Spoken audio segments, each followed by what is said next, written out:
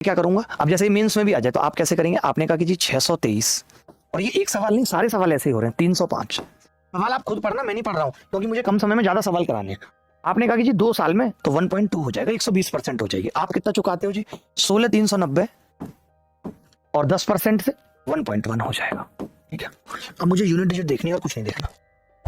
आपने कहा 12 पंजे 60 के 0 हासिल 6 इधर आ जाएगा 6.0।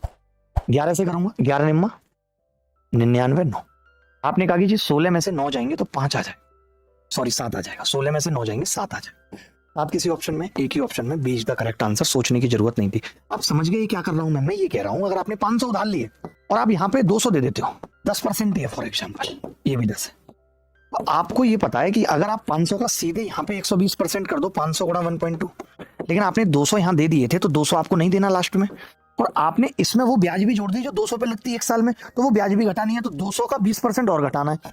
मैं क्या कर रहा हूं, सीधे सीधे 200 का 120% घटा दे रहा हूं। आप समझ गए बात को, ये अंतर है बस हमारे आपके सोच में।